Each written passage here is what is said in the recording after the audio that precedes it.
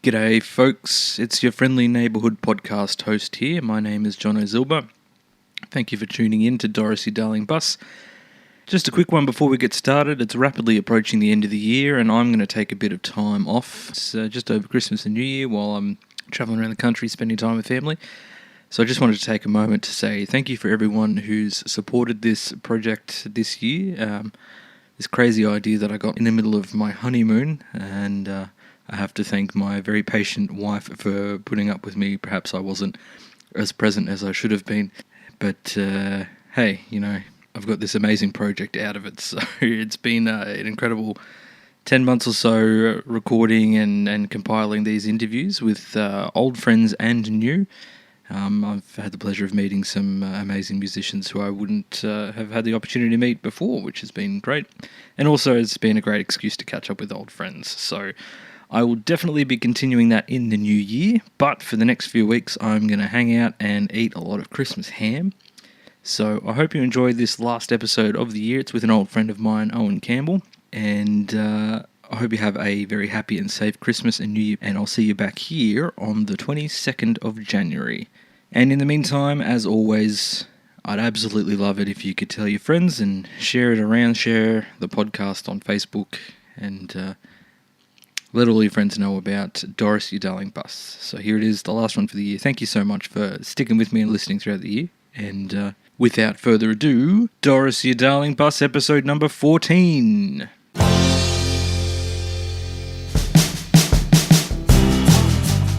G'day folks and welcome to Doris, your darling bus, a fortnightly podcast about that unsung hero of the music industry, the tour bus. I'm your host, my name is John O'Zilber, and today's guest is a very talented singer, songwriter and guitar player. You may have seen him around the traps or busking in the streets all over the world, or you may just know him from the top 10 iTunes blues album charts, where he has been sitting for the last 8 years. Today's guest is, of course, Owen Campbell, and we caught up the morning after a gig in Brisbane to have a chat about tour life. Here it is. Owen Campbell, thank you for joining me. Thanks for having me. In the beautiful courtyard of the Royal Mail Hotel in Goodna. Yeah. This is the first interview I've done for the podcast outside. Great. Which is nice. I kind of like it. It's a cool vibe. It's a good setting. A nice breeze. It's beautiful. Hey, so we're in Goodna, and you're in the middle of a tour at the moment, and it's interesting timing because this has been quite a different tour for you, especially this run of show in Brisbane. Yeah. Because of the fires. Yeah, absolutely. Yeah, well, I mean, I was going to cancel this run because the highway between Newcastle and Brisbane was the day before I was going to leave there was a fire encroaching on the highway. And looking at the conditions, I knew that it was going to jump the highway. And so I decided to fly and got a very, very last-minute band to back me for the shows in Brisbane and Goodna. And lo and behold, the person supposed to be playing in Goodna the night before I got stuck on the highway because the fire did exactly what I thought it would do. So, yeah, it's pretty scary times being on the highway. And, and even the weeks before, I'm going down the south coast, it was just dry as a bone and then smoky from Wollongong all the way up to Newcastle. And it's not a time that I feel comfortable being on the highway. When it's just, and north, south, east, west, everywhere I've gone, there's just this wind. And it's just unrelenting wind without any rain, and it's it's been pretty anxious highway times. It's good that you have the ability to problem solve like that, though, to be like, okay, look, I'm not going to be able to drive, but to have the ability to sort of stop and go, all right, if I can fly to this gig or these gigs and hire a band, then at least I can make that work. Yeah, well, I was going to cancel first because as it's an album launch tour, I didn't want to have to have some guns for hire that didn't know my stuff, but it's worked out miraculously well in that I've just found the right guys that have the right feel, and they've just been the shows have been surprisingly seamless. And the first show in Brisbane on Friday night, we're sort of 3/4 of the way through the set, and I went to introduce the band, and I'd forgotten the bass player's name. So I shimmied over to him, and I was like, "Mate, what's your name again?" And, and that was just surreal because he didn't skip a beat the whole gig, and we'd met that day and rehearsed that day. So, but yeah, where there's a will, there's a way, and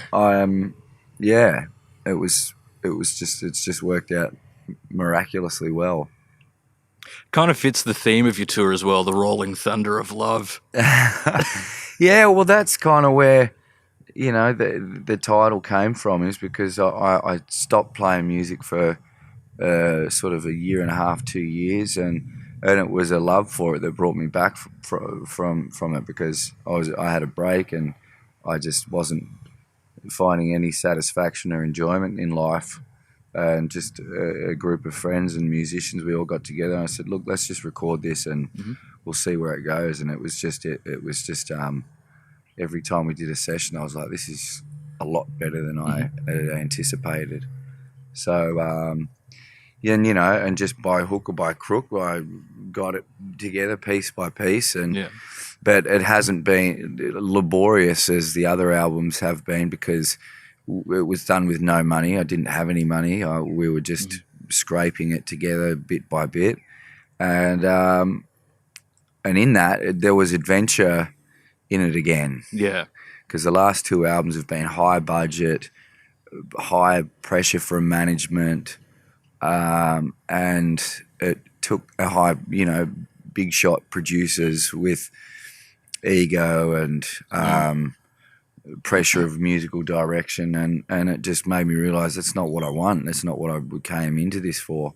So musically and from a business sense as well, it's just there's been a lot more adventure and freedom in that, and that is inspiring, and it created that hunger again that I haven't felt since I was like sort of in my mid-20s, where I was running the show, I was calling the shots, I was booking everything, I was musically directing everything, and that's what I wanted to do, and so. Well, it's interesting you use the word adventure, which is how I would describe looking at your touring history. Yeah. It's definitely all quite adventurous, and particularly in your early to mid-20s. You sort of started your touring busking. Yeah, well, I mean, I still busked even till sort of 2 years ago, because I was making such good money from it, and it meant that when I wasn't touring, I could still be playing music and make really good money from it. But the CD market just bottomed out, and that was the crux of busking income. And you just get tired of being shooed on like a street pest and that sort of thing. But I mean, that's how I would fund the tours.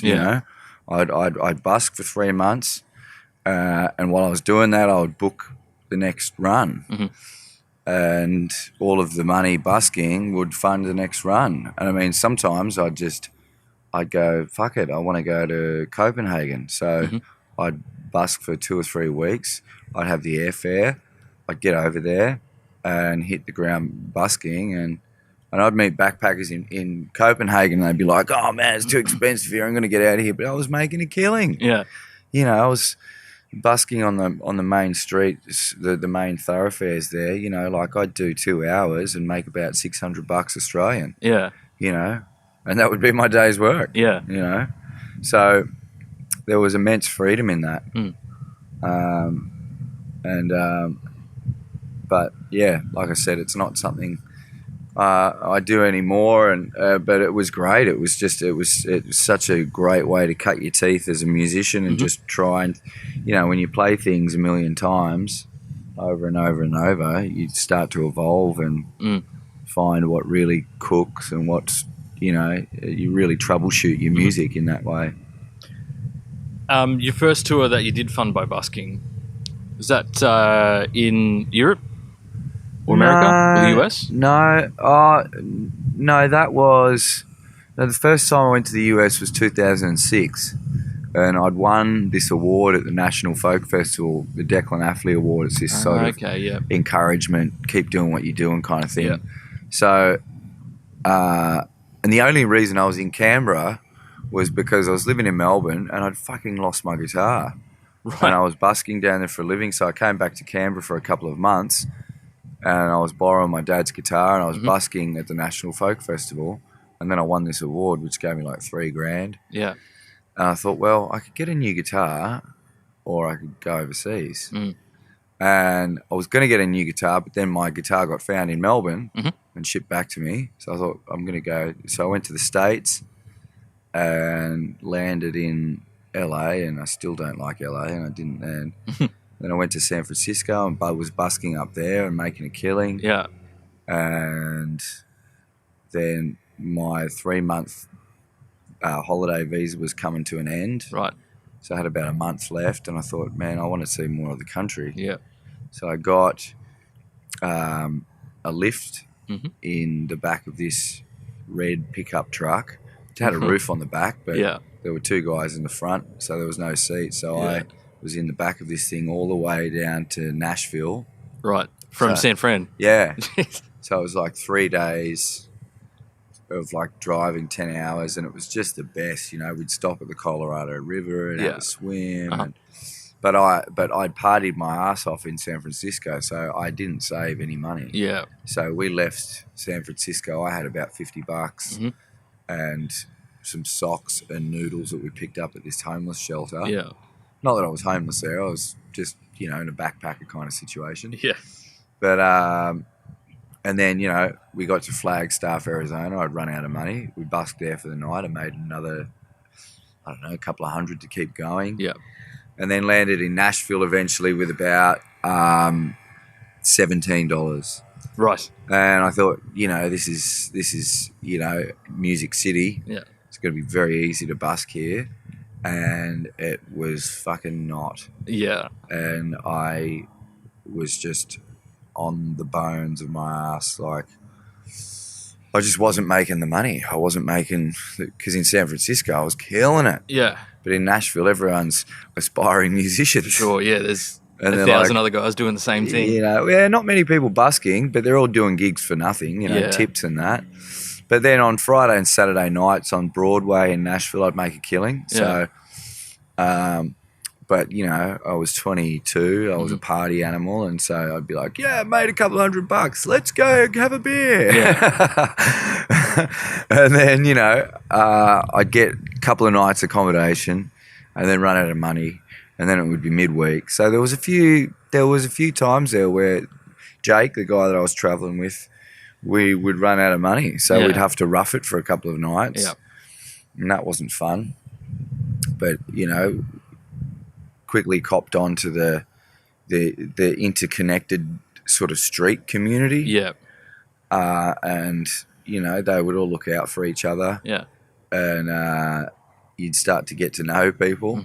And, you know, and that's where that song Nashville High Rollers comes from, because, you know, it was just we'd be on the bones of our ass midweek, and then Friday and Saturday we'd make a killing. So then we'd be like the high rollers again, just partying and, you know, and that sort of cycle went on for a while. Yeah.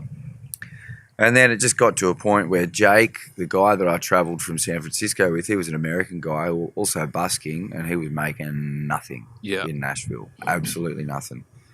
And it got to a point where I was just carrying him, you know. And one day I just said, man, dude, you can get a job here. Get some work, you know, because I'm carrying you. And there was a few nights where, because there was just a shortfall of like $50, we couldn't get accommodation for 2 of us because, you know, double rooms obviously more expensive. Yeah. And, but he was just a real sort of, you know, fly-by-night, will-o'-the-wisp kind of cowboy. And his father was in jail for life, and his mum sort of gave him up to the state when he was 17. So he never really had any guidance. He was a bit of a lost soul. You know, had these, I guess like I did, these fanciful delusions about making it. Yeah. So the idea of work was just so foreign to him. You know, Yeah. it's like, why would I do that? Yeah. I'm a musician. Yeah. But I was like, you're not making any money. So anyway, we, you know, our sort of partnership was becoming frayed because of that. And after a few nights on the street, living on the street, I made enough to get a hotel. And I said, Jake, look, I'll sneak you in the back door, but I want to sleep on a bed. Yeah. I don't want to do this homeless thing. Yeah. So anyway, I got a room, and it started pissing down rain outside, and I was just like, fuck, you know, the thought of him alone out there. So I went and found him and just stayed with him. Yeah. And then the next morning, we're walking down the street, sodden, and I was just fucked off. Mm. And this woman walks past with this big, beautiful sort of husky dog. Right. And she was a bit crazy, one of these street crazies. Mm-hmm. And Jake just started talking to her. And I just kept walking because I was just like, I don't Not in the mood. Nah. And then I turned around. He's like, hey, man, look what I got. And the woman had given him this dog. Oh, my God. It was a beautiful dog. But she couldn't feed him. Right. So Jake's like, look, I've got a new dog. And this thing was big. Huge dog, yeah. And I just turned around and said, Jake, we have nowhere to stay. We're struggling to fucking feed ourselves. Yeah. And now you got a fucking dog. And he's like, well, hey, man, I'm going to call it Hoss. He was just out there, you know, like, and so anyway, so then it was Jake and Hoss and myself, and this just carried on and on and on, and I quickly realised that I've got about 2.5 weeks to get back to LA for my flight home. Yeah. And I had no money. And so I was just like, right, I'm just going to fucking busk 8 hours a day if I need to. Yeah. But Nashville in the summertime, it's so hot and humid. Yeah. No one comes out during the day. Right. They're on their aircon. Yeah. And that's right. So every so often, this sort of well-to-do businessman about town would come up to me and he'd be like, wow, Owen, you're amazing, and I really think that there's a future here for you if you just hang around. Every time I'd see him, he'd give me like $100. Right. And I'd be like, fuck, you know, like maybe. But then he met Jake, and he's like, he was not backwards in coming forwards and expressing how much he didn't like Jake. Yeah, okay. And whenever he'd see me by myself, he'd be like, man, he's really holding you back. Yeah. You need to get rid of that guy. If you get rid of that guy, you can come and stay at my place. Uh-huh. So I thought, okay, shit. And I was quite torn for a while there. And Jake was talking about going back west anyway because he was a California boy and he had more of a culture shock going to Nashville than I did. Okay. You know, it was like a full-on culture shock. So anyway, this guy's name was LD, you know. And so eventually, you know, Jake and I our friendship kind of frayed a bit. And then one day he just said, look, I'm gonna hitch back to San Francisco. Mm-hmm. So, fuck, okay, well, if that's what you want to do, that's what you want to do, you know. Like, I can't stop you, and it's not working out for you here. And I know that I'll be all right. Yeah. So he just, he hitched back to San Francisco with his dog. And he got there in like 3 days. Wow. I know, it was amazing. So anyway, all of a sudden I was solo, and I called this guy LD, and in the meantime, I'd started seeing this girl there, Sarah, you know, and just, you know, casually. Mm. But one night I was hanging out with her, and the LD had walked past, and he very smoothily kind of said, oh, hey, because she was not from Nashville, she was from Knoxville. Okay. Real country girl, sort of a bit naive and a bit, and she was like, oh, and he's like, oh, look, if you ever need any help or anything with anything, here's my card. Yeah. You know, you can call me anytime. You know, it's good to know people in town and right. So she took his card. And then so once Jake had gone, I called LD and I said, look, I'm going to stay on in Nashville. I'd love to take you up on the offer of staying in your house. And this was at a payphone. Yeah. And I just called my dad and said, look, I'm going to stay in Nashville. There's some promising things afoot because I'd met some musos and, you know, and then so I called Dad and said I'm going to stay in the States. And then I called LD. Yeah. I said, LD, look, man, I'm going to stay. Jake's gone back to San Francisco. Can I take you up on the offer of staying at your house? And he said, well, look, Owen, Sarah and I have fallen in love. I knew it. And so I'm sorry, but she's going to move in to my place. So you can't move in. And this was in a matter of days. Yeah. And I was like, but, dude, like, I was gobsmacked. Yeah. I was like, what do you say? Fuck. So I hung up the phone and I just thought, I am fucked. Yeah. So then I thought, well, I'm just going to go and busk. So I went busking and it was just like the saddest fucking session I've ever done. It was just like, what am I going to do? Like, what am I going to do? And then a couple of hours later, Sarah, this sounds crazy, but it's true. Sarah comes running down Broadway in tears, really upset. And I'm like, hey. She's like, oh my God. I'm like, calm down. What's going on? What's happened? And she told me that so she called LD just because she was looking for a job. And he said, oh, look, I'll take you out to dinner and let's talk. And first he said, oh, you can stay at my house. And I think he might have taken her sort of innocent sort of naivety as a bit flirtatious. Yeah. So they went back to his place and he said, I'll just wait here. I'm going to go to the store and get something.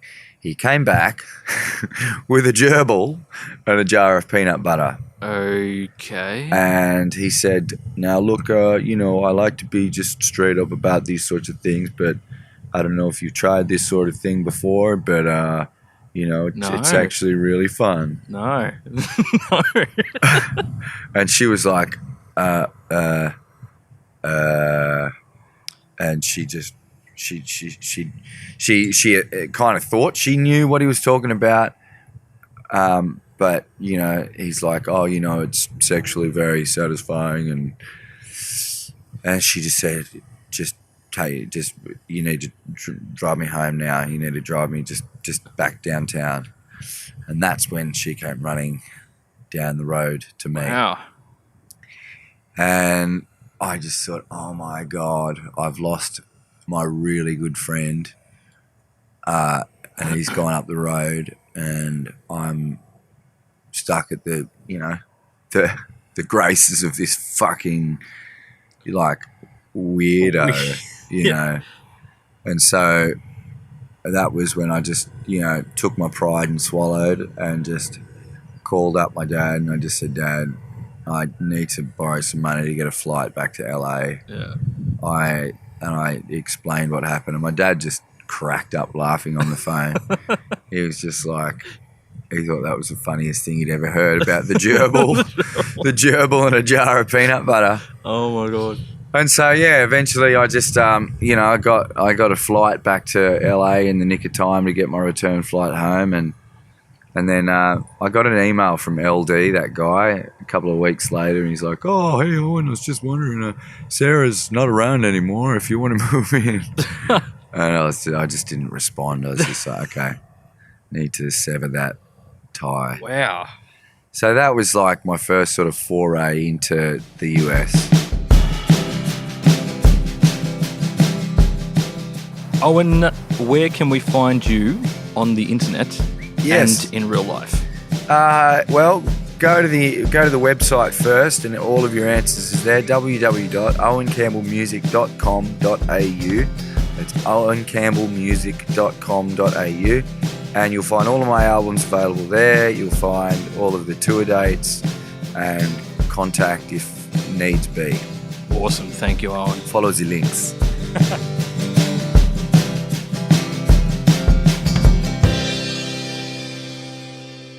Yeah, I mean, the States has always been quite colourful. You know, there was another tour I did like 5 years after that, where I had a little label, and my management got me a visa, but it was a tour of starvation. Yeah. You know, like the gigs that they got me weren't covering the cost Sure. of running, Yeah. and so the label I was working with bought this little camper van, which looked really cool. Yeah. But about $90 of fuel would get about 3.5 hours up the road. Yeah, right. And sometimes it was like a 10-hour drive in between these gigs. And my management at the time were like, well, you know, you've just got to keep going. And the Offspring used to sleep on pool tables, and this is just what you have to do. But this was after I'd had a number one album. Yeah. You know, and I'd been touring and making really good money in Australia. You know, I didn't feel like I needed to revisit the fucking destitution touring. Yeah. But, you know, so again, you know, I was just, this time I had a van and I had CDs and I had T-shirts and I had, you know, albums released, but it was, you know, like I maxed out 2 credit cards to keep that tour going. Yeah. And so sometimes I would, you know, if a sound guy or another band I was playing with said, "Yeah, you can stay at our place," and then that would save me $30 at the camper, the RV park. Yeah. And then so this back in Nashville, funnily enough, you know, this sound guy said, lovely guy. He said, "Oh, you know, come and stay at my place. I live with my son and my partner, you know." And do you have any gerbils? No, well. This is where it gets juicy, you know. Like, so I was just going to park the van in his driveway, plug into the power, and use the aircon and sleep in that. Yeah. But it short circuited the power in the house. Okay. So I went, and he said, "I'll just come inside and sleep on the couch." And his house was fucking filthy. Right. It was like really, really, really, really filthy. And there was this hairless little dog cruising around, just scratching at itself, and I just thought, oh no, this is bad. And anyway, I slept on a fucking flea-bitten mattress on the lounge room floor, and I woke up like fucking itchy as fuck. And this was my first introduction to scabies. Yeah, so this was like a 3-month tour in the States. Yeah. The final 6 weeks, I had scabies. Great. And I don't know if you've ever experienced No, scabies. I've not had the pleasure. But they're these microscopic little mites Yeah. that bore into your skin and lay eggs.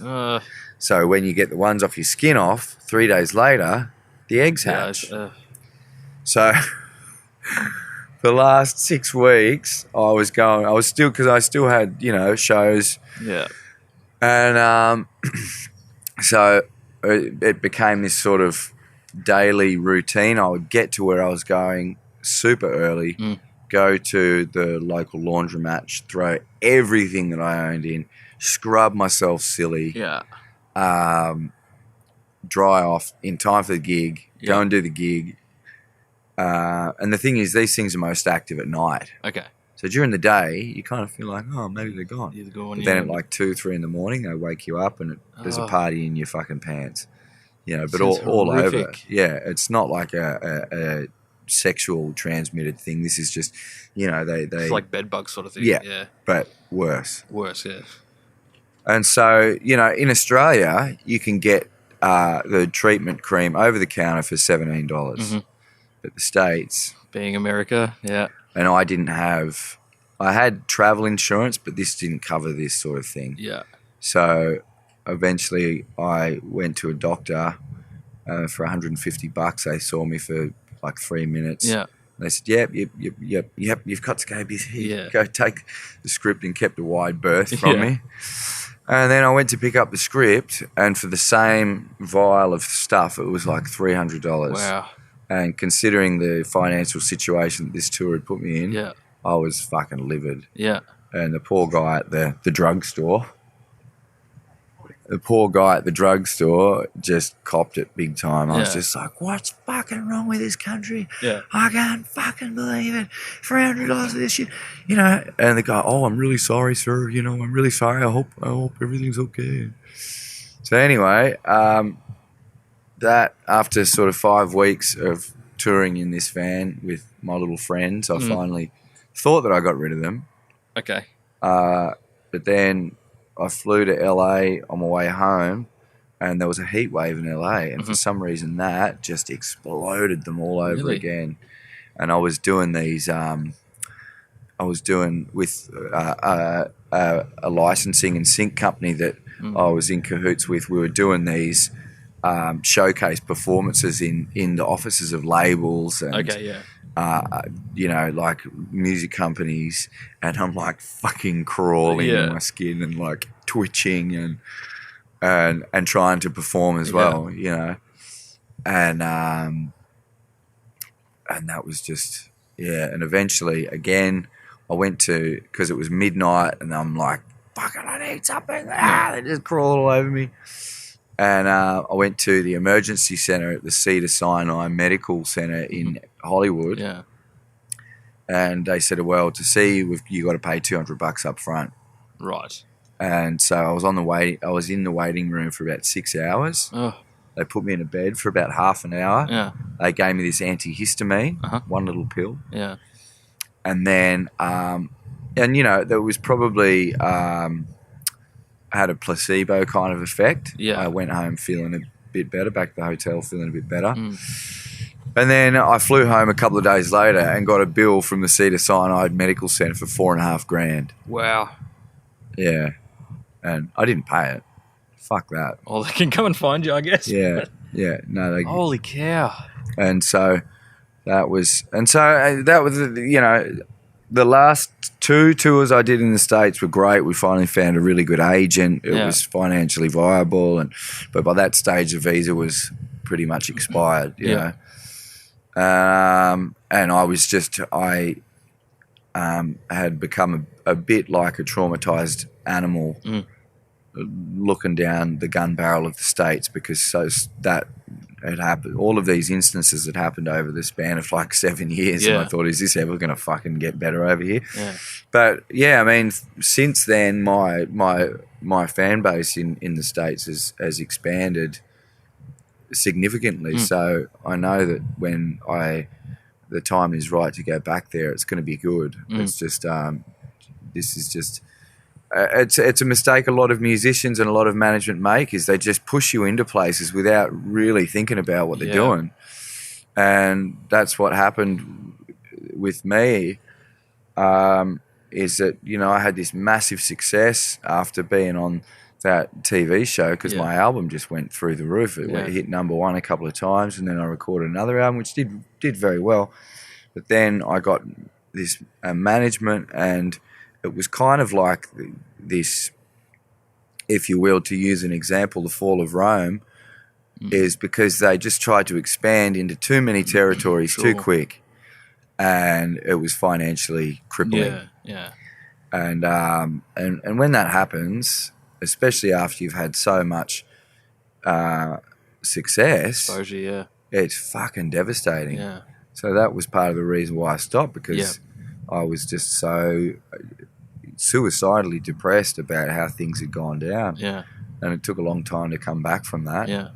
And that's why this new album, you know, the Rolling Thunder of Love, I mean, you know, I gave it up. I gave up, and I was unhappy, and I was depressed, suicidal, you know, and my brother invited me to do an ayahuasca retreat, which is it's a hallucinogenic thing that's used medicinally by shamans in South America, and it's called the spirit molecule, but it's you know, it's been a lot of people with post-traumatic stress, you know, army veterans have used this, and it's really enabled them to heal all of the trauma of the past, and you know, I got present to how traumatic that was, to be financially fucked by you know, like my career and decisions that were being made, And yeah, so doing this ceremony, this is what it got me present to is the medicinal power of music. Yeah. You know, I'd been so caught up in the heady financial business factor that I had completely lost touch of the medicinal power of music. Sure. For me to play it and perform it, but also for the people that care to listen to it. Yeah. So, which is kind of the reason you get into it in the first place, isn't it? well, this is it. And you know, and you know, I realise now for years, all of that financial trauma and stress and business mismanagement, I was taking that onto stage every gig I was doing and wondering why nothing was happening, you know? And so, you know, to get present to that and just to fucking clear that and just be present again to the enjoyment and the most importantly, the medicinal power of music and writing music. And so, you know, now, and I'm just approaching this so differently, you know, and just being very careful in my approach, and so far so good. Yeah, excellent. Yeah, so it's been pretty wild, you know what I mean? But now I feel like I did when I was 17 again. Yeah. You know, like just fucking really enjoying playing. Yeah. You know, and not... But with the added benefit of hindsight. Yeah. And those experiences. Yeah, and just caution and just, you know, not going into things unless I know that it's going to comfortably cover me. Yeah. Cover my costs, cover my band costs, and allow me to live comfortably, you know. And lo and behold, it's just been working, you know, and there's a lot to be said about, you know, just having faith in what you're doing, because when you're on a train and you don't have faith that it's going to take you where you want to go, more often than not, it doesn't. Yeah. You know, and just this tour is just the way that it's rolled out has been seamless, and just even with all of the uncertainties and all of the circumstances, and you know, not looking the way that I thought they would. That used to really get me down. I'd be like, oh, why am I playing this fucking place? But obviously being more careful about, you know, being more particular about where I play now, because I want to play where I don't want to be in these Aussie pubs anymore with the fucking TV screens and the pokies. I'm done with that shit. And just, you know, being particular about that, but also just going, okay, you know, if the sound's shit or it's not what you expected, and just to roll with it. Yeah. Just to roll with it and just go, okay, well, that's happening over there. That doesn't have to impact what I'm doing. And it used to all the time. Yeah. You know? And so, and that just creates musical freedom. Yeah. You know, because when you can just accept the circumstances. You're not stressing about stuff that you can't change. Yeah. You can focus that energy on what you can change. Yeah, and just and that's there's so much power to be had in that. Yeah. And I'm 35 now, and it's like, wow, I feel better and fitter and happier than I've ever been. You know, which is great. Because for a while there, I thought, oh no, I've become one of these people I swore I never would. Yep. These burnt out, fucking jaded musos that are like, yeah, mate, no, don't even bother. It's not worth it. You know. And for a while, I did become that. Yeah. And it was, you know, and that's where in those instances in life, you've got to fucking take yourself on. Yeah. You know, don't get so caught up in your fucking story, you know, and stop complaining. You know, and that's what I had to do, and it was a real effort to begin with, because you know, once we get in that cycle of complaining, you know, we people feel sorry for us, and people agree with us, and you know, we're gathering evidence to support how hard done by we are, but it's poisonous, and insidious, and that's where, you know, I've really just gone, okay, I'm not going to complain. Yeah. And it's taken, you know, a year and a half, 2 years to get this album together and to release it, and this tour So it's been this amazing crawl, but very concise and planned and envisioned crawl back from that place of moaning, that place of destitution, that place of like failed. Yeah.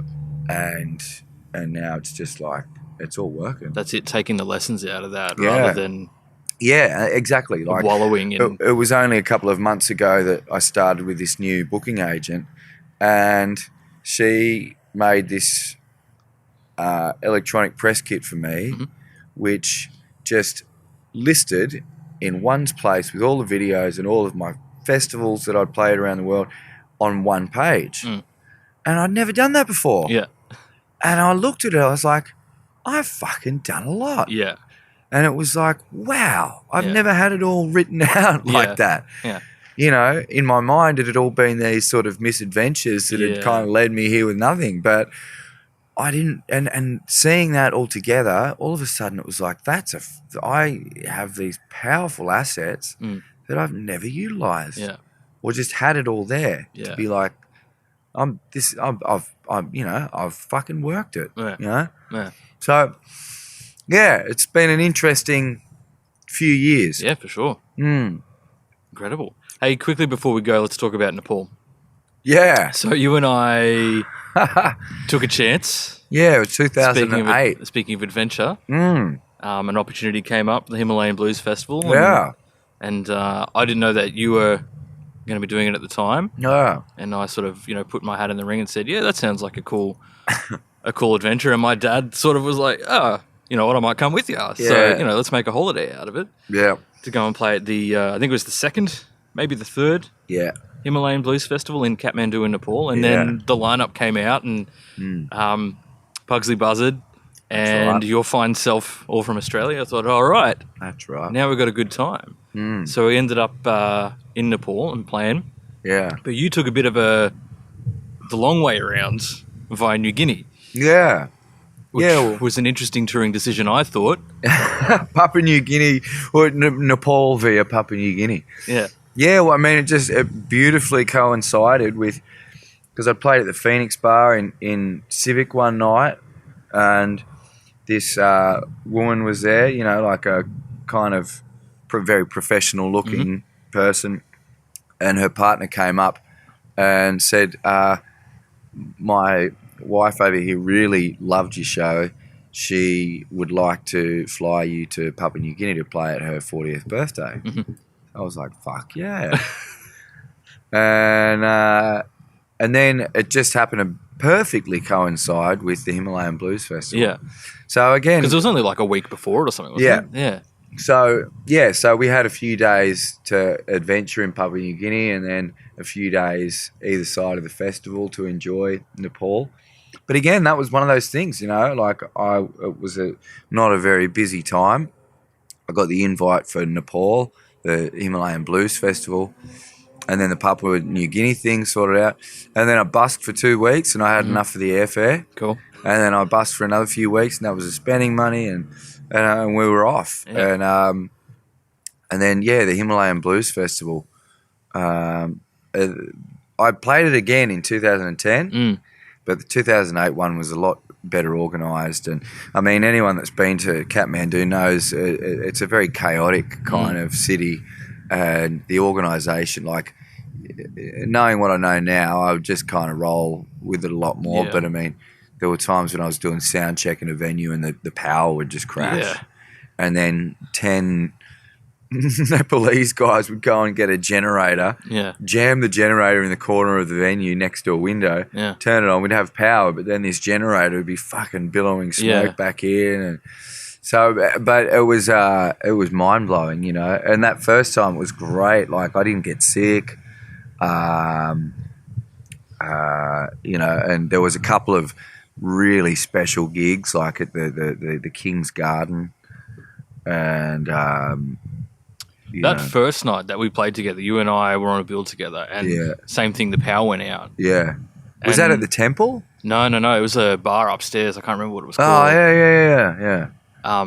That was wild. It was absolutely one of the best gigs I've ever done, and there was no power. Yeah. Yeah, and you had a bunch of harmonicas and I had an acoustic guitar, and we just like, That's right. the power's out, shit about happens. Let's just I forgot let's play about some that. tunes. Yeah. Until we got shut down by the police, but That's right. that happened every night. That was at Prabin, that guy Prabin's bar. Yeah, because he had a restaurant and a bar. I'm still friends with him on Facebook. Yeah. I forgot about that one. Yeah, it was a magical experience, and I mean the Nepalese culture is just like I still, whenever I hear it, it kind of makes it brings this haunting sort of experience of kind of wanting to laugh and cry at the same time. You know how you're roaming the streets and there's a oh money pin oh money pin everywhere, and I just loved it. I never got sick of it. It was just there was something really profoundly moving about that music that just it and so that was just so amazing, and that first experience was just incredible. The second time I went back, I jumped at the chance, and Samik, the director, said we're going to do an Indian 3 or 4 India shows of a tour before we go to the Himalayan Blues Festival. And that was just breakneck speed. Yeah. Like great venues in India, but flew into Mumbai, played Mumbai that night.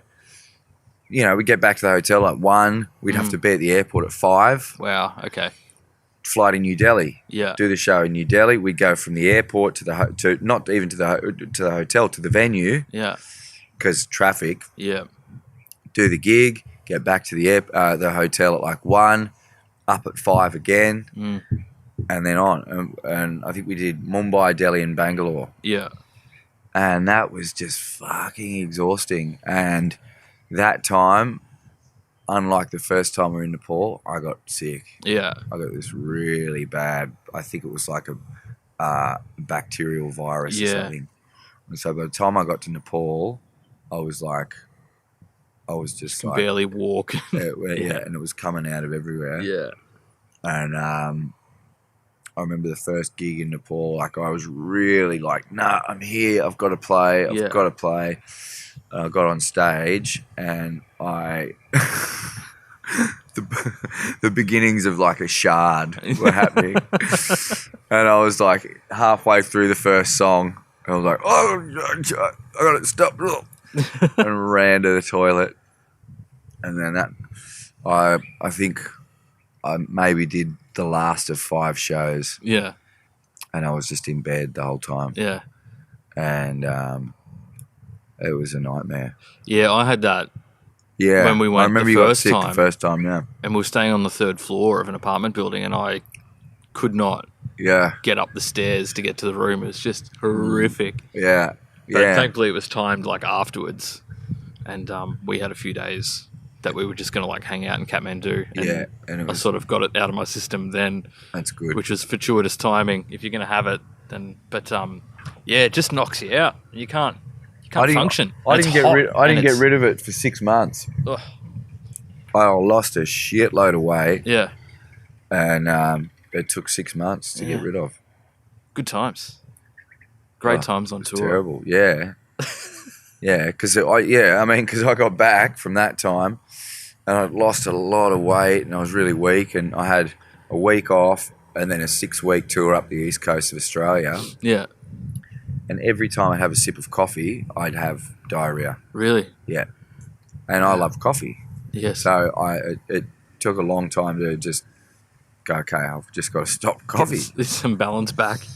And this 6-week tour up the east coast, it was when the last major drought that we had broke. Yeah. And it was torrential rain for 6 weeks, touring up and down the east coast, crapping through the eye of a needle. Yeah. Yeah, it was just fucked. It was just terrible. I think, but now, like, I have discovered the ultimate touring self-regulating machine. Yes. It's this guy called Wim Hof. He's developed this breathing technique that alkalizes your system and through oxygenization of the cells. Okay. And it's very simple, 15 to 25 minutes, depending on how intense you want to do it. But then this isn't just for touring. I do this every day, like 2 or 3 times a day. And that's been the difference on this tour. Mm-hmm. And I've been showing it to my band. Yep. And musically, it's a completely different experience. Yep. So it is. So if you're out there, and I mean, I started doing it because of anxiety, depression, and now all of that stuff I just don't experience. But what I'm finding, you're tapping into your physiology. You can actually work on your body. It is fucking out of this world. But that's what he talks about. It's you're tapping into the healing mechanisms that we have in our body that we have just been so out of touch with. Yeah. Because whenever we get sick, we go, I need a doctor. Doctor, give me pills. Oh, okay, I got pills.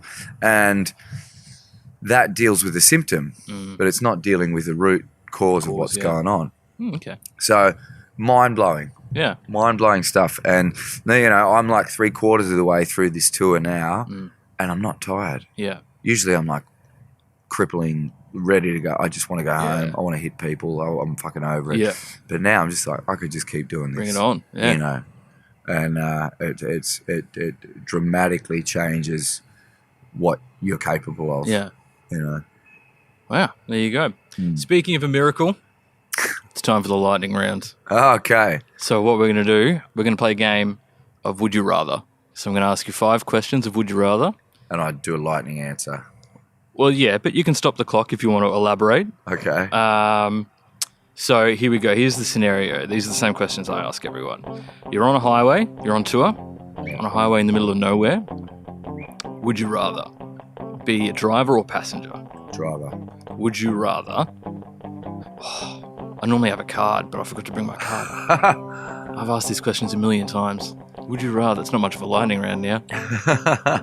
Would you rather run out of fuel or get 3 flat tyres?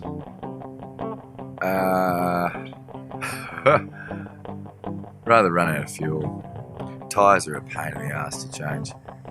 Would you rather pay $4 a litre for that fuel or have to stop every 100 Ks to fill up?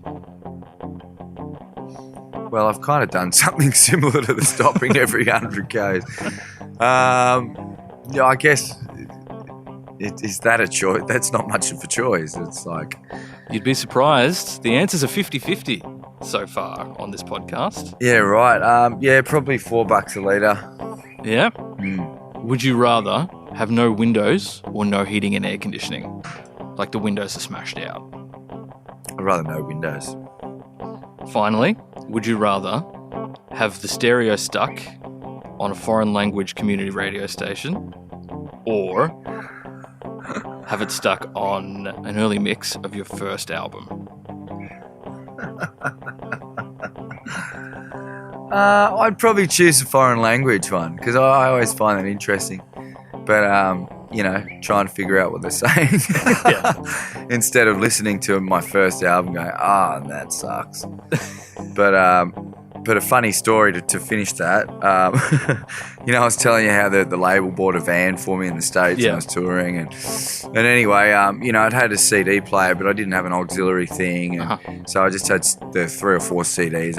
I'd get sick of them a lot from time to time. And then I'd put the radio on. And I don't know if you've been in the southern parts of the States and listened to commercial radio. It's fucking terrible. A lot of country. And in the back of my truck, we were all getting, a fourth of whiskey and a corn liquor gin. Yep. And they're always dancing on bar tops as well. That's what I find. Yeah, and this is how it's done around here. Yeah. And I, one day, in my destitution rage, I punched the radio. And that just made my situation worse because it just fell into the dash of the thing, and I couldn't get it out. So now I had no music. So then I just started doing Indian chanting and asking the Indian spirits of the land for guidance. And I went a bit crazy on that tour. Yeah. No doubt. My scabies and punching the radio in and, maxing out credit cards. I started going a bit crazy. It was a learning experience. Yeah, but, you live and you learn. Well, this has been a learning experience for me, Owen. Thank you so much for taking the time and lifting the lid on the mystery of Owen Campbell. No worries. Well, I guess, it's one of those things. Maybe we'll get to the end of life and, go at least, well, now I know how not to do it. And then being reincarnated as a snail and be like, yeah, that's great. It's the least we could ask for. Owen, thank you so much for taking a ride on Dorothy Darling Bus, and thank you everyone for listening. We'll see you on the next one. Thanks for having me.